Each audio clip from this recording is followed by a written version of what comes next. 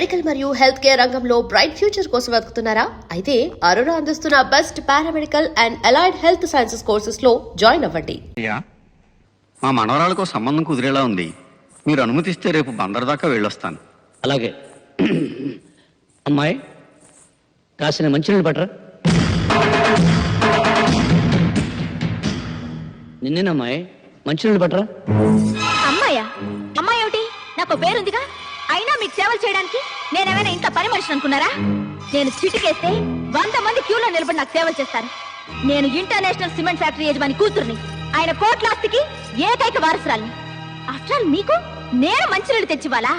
వయసు రాగానే సరిపోదండి, ఎవరితో ఎలా మాట్లాడాలో కూడా తెలుసుండాలి. Mind it, mind it, mind it, mind it.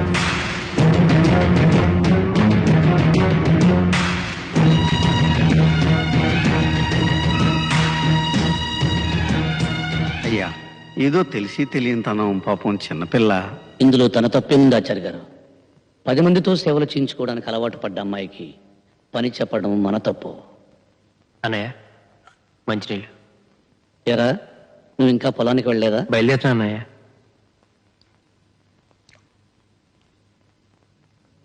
సరే, తొందరగా వెళ్ళి దగ్గరుండి కలుపు తీయించు. అలాగే అన్నయ్య.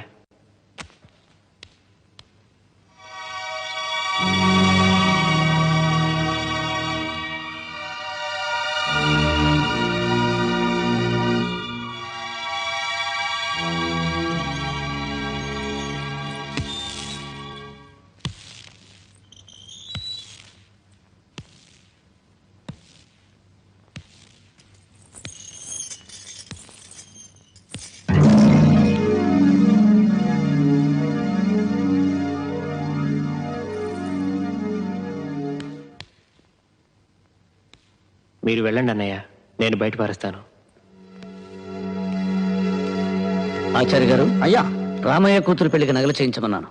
ఆ పని ఎంతవరకు వచ్చింది? తయారైపోయాయండి, రేపు ఉదయాన్నే పంపిస్తా అన్నాడు. ఆడదానికి ఉండాల్సింది ధనం, దర్పం కాదు, వినయం, విధేయత. ఏమిటా డొంక తిరుగుడు మాటలు? చెప్పాల్సిందేదో సూటిగా చెప్పు. డొంక తిరుగుడు కాదు, సూటిగానే చెప్తున్నాను. ఆడదానిలా ప్రవర్తిస్తే మర్యాదగా ఉంటుంది.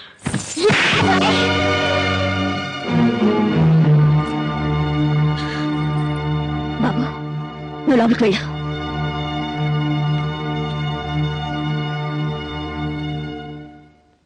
ఇంత గొప్ప కుటుంబానికి కోడలు వయ్యుండి సభ్యత, సంస్కారం లేకుండా మగాడి మీద చేయి చేసుకుంటావా? కనీసం పనివాళ్ళు ఉన్నారని ఇంగిత జ్ఞానం కూడా లేకుండా పోయిందా నీకు? తప్పుడు మాట అంటే చెంప పగలగొట్టాను. తప్ప? అయినా నువ్వెవరు నాకు అడ్వైస్ చేయడానికి? నాకు అత్తగారివా? కోడలిగా ఈ ఇంట్లో దీపం పెట్టడానికి నువ్వెలా వచ్చావో నేను అలాగే వచ్చాను. దీపం పెట్టడం అంటే నూనె పోసి వత్తి వేసి వెలిగించడం కాదే. పోయే వరకు మనం బ్రతకాల్సిన ఈ ఇంటి పరువు, మర్యాద కాపాడమేనే దీపం పెట్టడం అంటే. నువ్వు చెప్తే తెలుసుకోవాల్సిన స్థితిలో నేనేం లేను.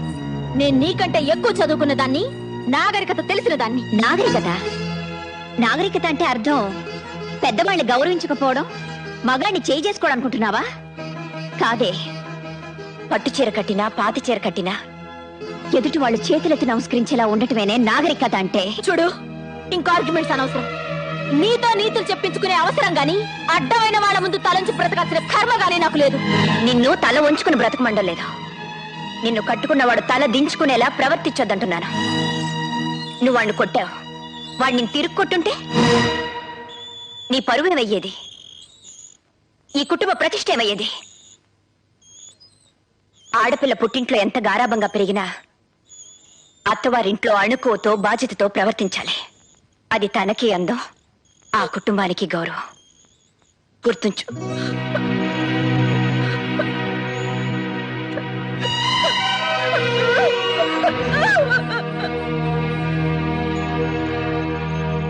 ఏమిటి అలా చూస్తున్నావు? మీ ఆవిడ ఏడుస్తూ వెళ్ళిందనా? వంట రాదని ఇంకా ఎన్నాళ్ళు తప్పించుకుంటావు? త్వరగా నేర్చుకొని కాస్త గట్టిగా గసిరాను. ఏ, మీ ఆవిడ నేనేం అనకూడదా? ఆ హక్కు నీకు తప్ప ఇంకెవరుకుందోదినా? ఇలాంటి దేవతకే కోపం వచ్చిందంటే అది చేసిన తప్పు చిన్నదే ఉండదు. నన్ను క్షమించు. అవే మాటలు రాజా. అవునదినా, అది నాలో సగం కదా. దాని తప్పులో కూడా నాకు సగభాగం ఉంటుంది.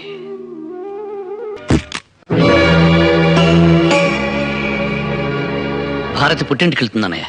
అలాగా, చాలా సంతోషం. పెళ్ళైన తర్వాత నువ్వు కూడా వాళ్ళ ఇంటికి ఎప్పుడు వెళ్ళలేదు కదా, వెళ్ళి సరదాగా 4 రోజులు గడిపిరండి. నేను వెళ్ళడం లేదన్నయ్య. అదేంట్రా, అమ్మాయిని ఒంటరిగా ఎలా పంపిస్తావు? ఇక్కడ పనులు ఎప్పుడూ ఉండేవిగా, ఇద్దరు వెళ్ళండి. అది కాదన్నయ్య, తనకి తిరిగి వచ్చే ఉద్దేశం ఉంటే వెళ్ళి వదిలి రావచ్చు, కానీ తను ఇంకెక్కడికి రానంటుంది. రాజా, అర్థం లేకుండా ఏమిట్రా మాటలు? పెళ్ళి 4 నెలలు కూడా కాలేదు, భార్యను పుట్టింటికి పంపించేస్తావా? ఈ ఊరందరికీ మంచి చెడు చెప్పే కుటుంబం రామంది. ఈ విషయం 10 మందికి తెలిస్తే ఏమనుకుంటారో ఆలోచించావా? మీకు మాటా వస్తే 4 గోళ్ల మధ్య మీలో మీరు సర్దుకుపోవాలి గాని అది మా దాకా రాకూడదు. ఒక్క విషయం గుర్తుపెట్టుకోరా, నారు నాటితే వరి పెరుగుతుంది, మాట జారితే గొడవ పెరుగుతుంది. కానీ ఏం నాటకుండానే గడ్డి పెరుగుతుంది. తను పట్నంలో పెరిగిన పిల్ల, మన పద్ధతులు కొన్ని తెలిసుండకపోవచ్చు. అలాంటప్పుడు తనకి వివరించి చెప్పవలసిన బాధ్యత మంది. అర్థం చేసుకునే వాళ్ళకి చెప్పొచ్చు అన్నయ్య, అర్థం చేసుకునే వాళ్ళకి ఏం చెప్పినా ప్రయోజనం ఉండదు. అందుకే పంపించేద్దామని నిర్ణయించుకున్నాను. నిర్ణయం తీసేసుకున్నావన్నమాట. అది కాదన్నయ్య. రాజా, అసలు భార్య అంటే ఏమిటో, ఆవిడ విలువేంటో తెలిసిన వాడివైతే అంత తేలిగ్గా ఆ నిర్ణయం తీసుకునేవాడివి కాదు. మనకేదైనా జరిగితే తల్లి ఏడవడం, తల్లికి ఏమైనా జరిగితే మనం బాధపడడంలో ఆశ్చర్యం లేదురా. ఎందుకంటే ఒకే రక్తం పంచుకు పుట్టినవాడం కాబట్టి ఆ బంధం బాధ ఉంటాయి. కానీ ఎక్కడో పుట్టి ఎక్కడో పెరిగి పెళ్లి అనే 2 అక్షరాలతో మన ఇంట్లోకి అడుగుపెట్టి సర్వం మనకు అర్పించి సర్వస్వం మనమే అనుకుని మనకేదైనా జరిగితే విలవిల్లాడిపోతుంది. అదేరా భార్య అంటే. కంప్యూటర్ కాలంలో కూడా కట్టిన తాళికి ఇంకా విలువ ఉందంటే ఆ గొప్పతనం కట్టిన వాడిది కాదురా, కట్టించుకున్న ఆమెది. ఎందుకంటే ఆ పసుపు తాడుతో నువ్వు వేసిన 3 ముళ్ళకి తన జీవితాంతం కట్టుబడి ఉంటుంది కాబట్టి. భార్య అంటే నిప్పు లాంటిది. దాని విలువ తెలిసి మసలుకుంటే దీపమై జీవితాంతం వెలుగునిస్తుంది. అశ్రద్ధ చేసిన రోజున అగ్ని జ్వాలై నిన్ను నీ కుటుంబాన్ని కూడా దహిస్తుంది. అంత శక్తి కలదరా భార్య అంటే. నన్ను క్షమించన్నయ్యా.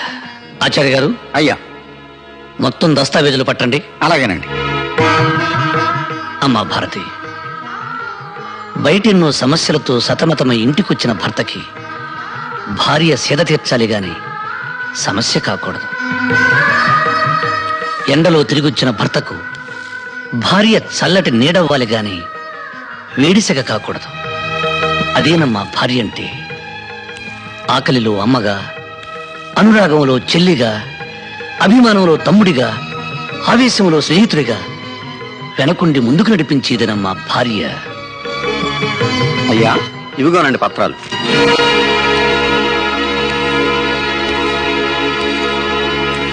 భారతి, మాకెక్కడెక్కడ ఏ ఆస్తులున్నాయో మాకే పూర్తిగా తెలియదు.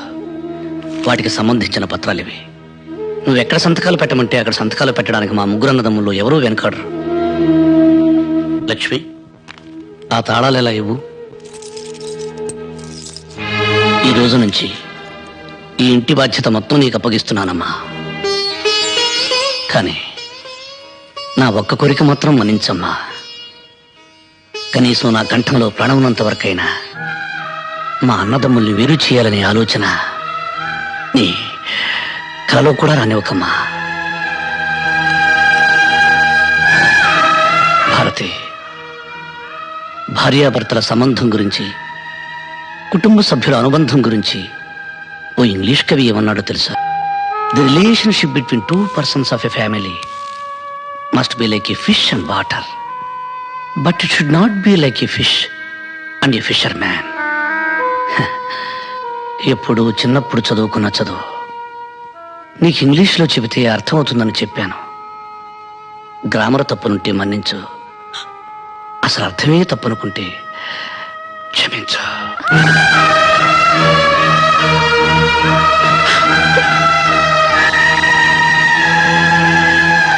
చాలా సంతోషం అమ్మా. ఈరోజు మీ కారణంగా నా జీవితంలో ఎప్పటికీ చూడలేననుకున్నది ఒకటి చూశాను, వినలేననుకున్నది ఒకటి విన్నాను. అవేంటో చెప్పమంటారా అమ్మా? పెదరాయుడు గారి కళ్ళల్లో నీళ్లు, ఆయన నోటి వెంట క్షమించు అనే మాట చాలా సంతోషం అమ్మా, చాలా సంతోషం.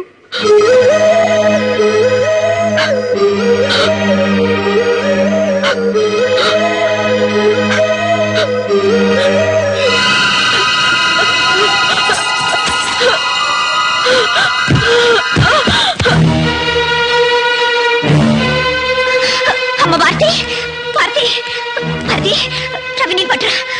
భారతి, భారతి, భారతి, అమ్మా, అమ్మ భారతి, భారతి. భారతి. ఎవ్వరూ కంగారు పడవలసిన అవసరం ఏమీ లేదండి. అమ్మాయి గారు తల్లి కాబోతున్నారు. మళ్ళీ ఇంట్లో పాపారాయుడు గారు పుట్టబోతున్నారు.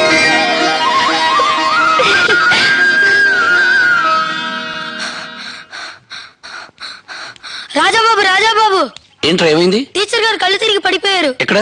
వాళ్ళ ఇంట్లో అండి. అలాగా?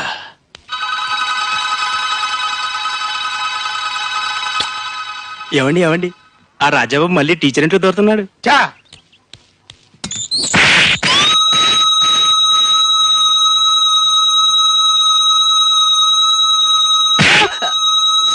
ఎవడ ఇంట్లో దొరికితే నీకెందుకురా? ఆల్రెడీ ఈ బైక్ అవుట్, ఇంకా రీసౌండ్ తగ్గలేదు. ఉన్న ఈ బైక్ కూడా పోగొట్టుకోమంటావా? నేనేం చూడలేదు, నాకేం తెలీదు, నాకేం తెలీదు బాబు, నేనేం చూడలేదండి, నాకేం తెలీదు బాబు, నాకేం తెలీదు, నాకేం తెలీదు.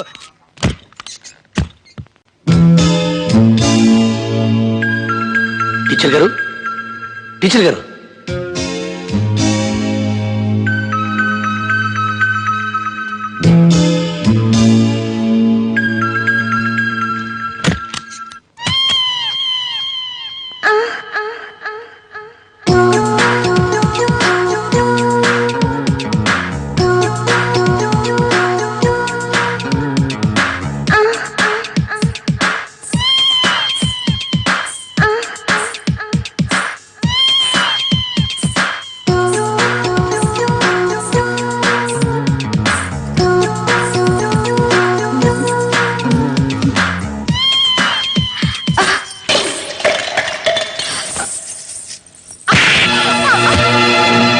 వేషాలు వేసామంటే చీరేస్తాను.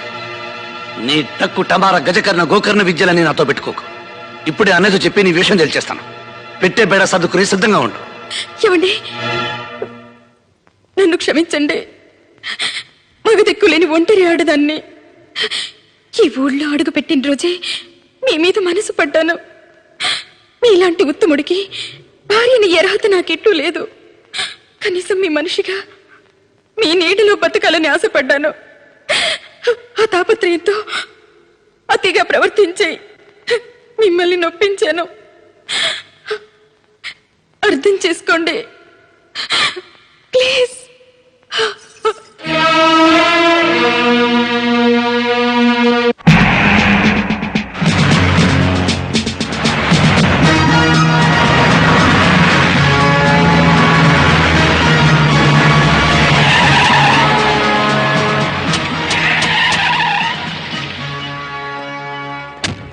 నేను పైకెళ్ళి పెద్దరాయుడు గారిని చూసొస్తాను.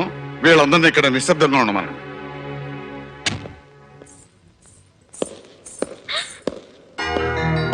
Hi daddy. Hi baby. Daddy బాగున్నారా? బాగున్నానమ్మా. అందరూ ఎలా ఉన్నారు?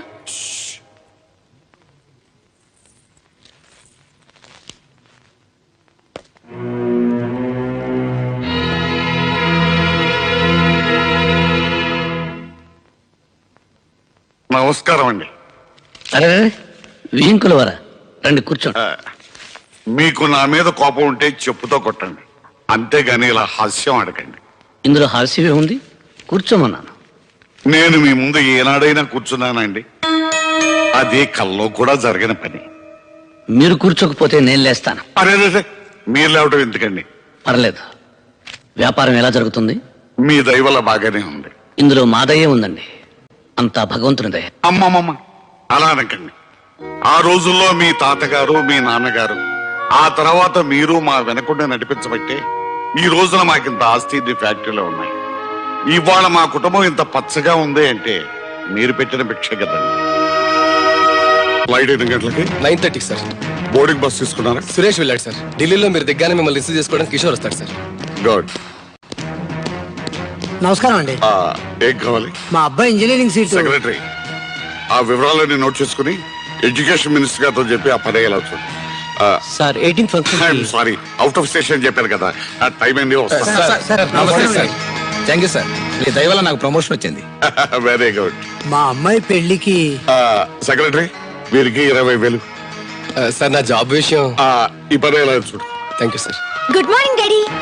Good morning baby. అమ్మా జాగింగ్ వెళ్ళలేదా? లేదు డాడీ, నా ఫ్రెండ్ ఇంటికి వెళ్ళొస్తున్నాను. Very good. నువ్వు వెళ్ళి టిఫిన్ చేయమ్మా, మీ డాడీకి అర్జెంట్ పని ఉంది, వెళ్తా. అలాగే.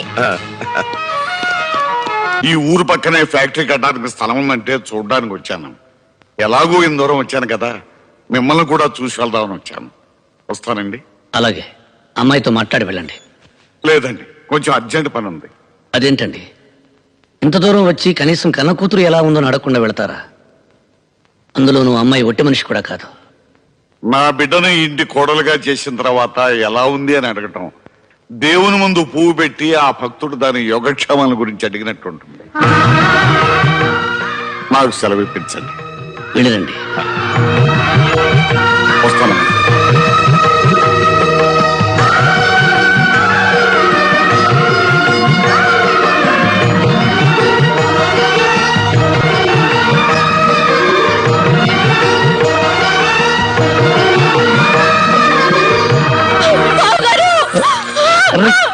ఏమిటమ్మా ఇది? నన్ను క్షమించండి బావగారు, నన్ను క్షమించండి. అవివేకంతో చాలా పొరపాట్లు చేశాను. నన్ను క్షమించాలని ఒక్క మాట చెప్పండి బావగారు. అహంకారంతో మిమ్మల్ని అనరాని మాట్లాడినాను. పిడిపిడి జ్ఞానంతో మిమ్మల్ని అవమానించాను. నేను చేసిన తప్పకి ప్రాయశ్చిత్తం లేదు. నన్ను క్షమించండి బావగారు. లేదు బావగారు, మీరు నన్ను క్షమించాలని చెప్తే తప్ప నా పాపానికి పరిహారం లేదు. మిమ్మల్ని అందరినీ ఎంతగానో క్షోభ పెట్టాను. మరిది గారిని కొట్టాను. మీ అందరి ముందు నిలబడే అర్హత కూడా లేని నేను మీ అందరితో చాలా అహంకారంగా ప్రవర్తించాను. నన్ను క్షమించండి అక్కయ్య, నన్ను క్షమించండి. ఊరుకోమ్మా, నువ్వెవరురా? మా బిడ్డ కదా, ఊరుకోవాలి.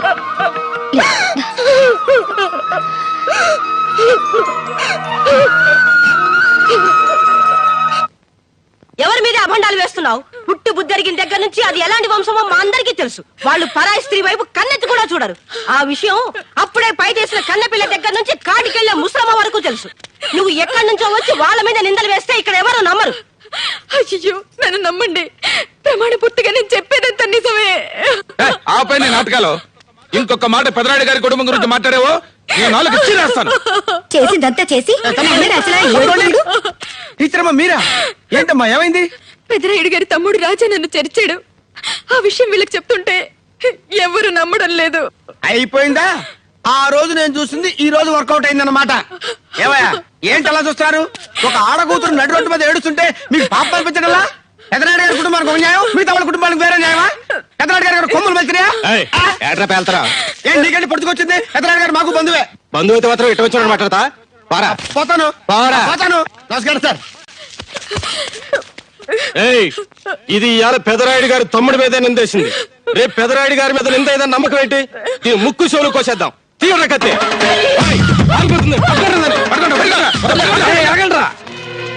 అందరూ జాగ్రత్తగా వినండి. ఈ విషయం ఎట్టి పరిస్థితుల్లోనూ పెదరాయుడు గారి దాకా వెళ్ళటానికి వీల్లేదు. గుర్తుంచుకోండి.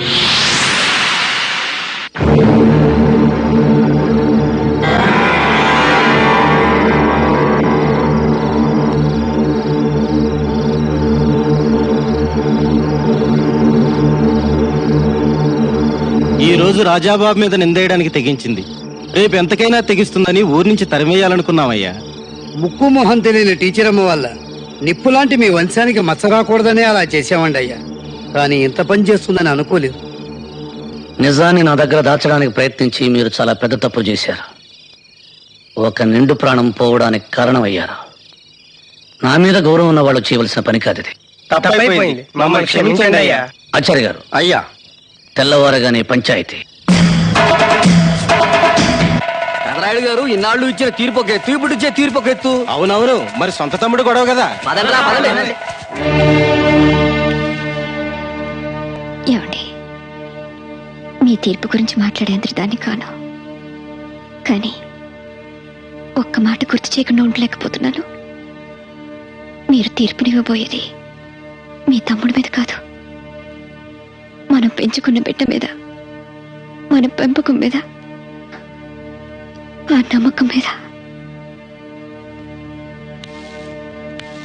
తొందరగా పదండ్రా, పంచాయతీకి పెదరాయుడు గారు వచ్చే టైం అయింది.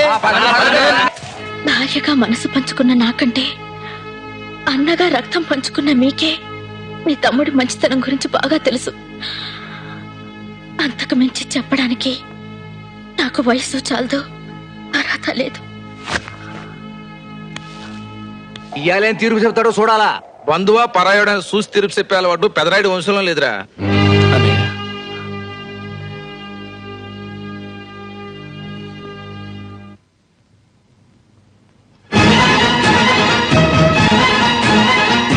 రక్తం పంచుకు పుట్టిన తమ్ముడైనా, జీవితం పంచుకున్న భార్య అయినా తీర్పిచ్చేవాడి దృష్టిలో అందరూ ఒక్కటే, అందరూ ఒక్కటే.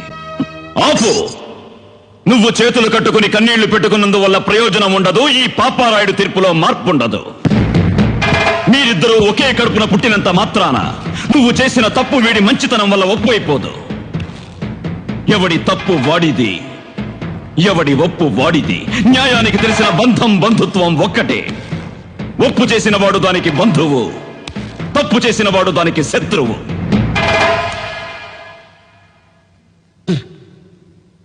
నా దృష్టిలో ఒక్కసారి తప్పు చేసిన వాడిని క్షమించడం, మరోసారి తప్పు చేయడానికి వాడికి అవకాశం ఇవ్వడం. అంతే కదా ఆచార్య గారు? అయ్యా, 100కి 100 అంతే. శభాష్. రేపు పంచాయతీలో కలుద్దాం. ఇక మీరు బయలుదేరచ్చు. రాయుడు గారు, తమరు మరొక్కసారి. నా గురించి మీ అందరికీ బాగా తెలుసు. ఈ రాయుడు చెప్పిందే చేస్తాడు, చేసేదే చెప్తాడు. అది కాదు రాయుడు గారు.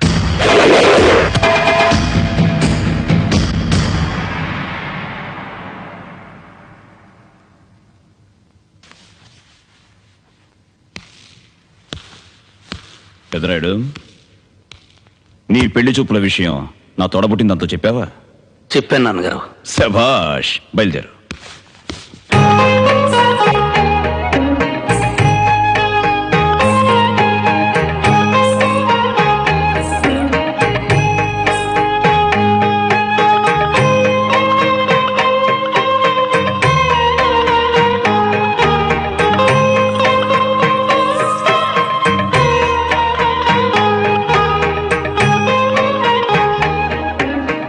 ఏం చెల్లెమ్మా, అమ్మాయి ఎలా ఉంది? మైకేమండి బంగారం? మిమ్మల్ని అడిగానా? నాకు కావలసింది నా తోడబుట్టిందని అభిప్రాయం. చెల్లెమ్మా, అమ్మాయి ఎలా ఉంది? మాట్లాడవేమ్మా. నేను కొన్ని టెస్టులు చేయాలి. అబ్బో, ఆ రోజుల్లో మేమేదో మిమ్మల్ని టెస్టులు చేసుకున్నట్టు. ఏమయ్యా, మా నాన్న నా చెల్లెల్ని నీకు ఇవ్వడానికి ఇష్టపడకపోతే నువ్వు వచ్చి నా కాళ్ళు చేతులు పట్టుకుని బతిమాలిన రోజులు మర్చిపోయావా? 10 మందిలో చెప్పమంటావా? అబ్బే, అదేంటి బావా, నేనేదో జోక్ చేస్తే. నోటీస్ చేయమ్మా. అలాగే, ఇదిగో అమ్మాయి. అన్నయ్య, అమ్మాయి చెవులు బాగానే వినిపిస్తున్నాయి, చెవులు లేదు. అమ్మాయి, ఒకసారి పైకి లేచి అటు ఇటు నడిచి చూపించమ్మా.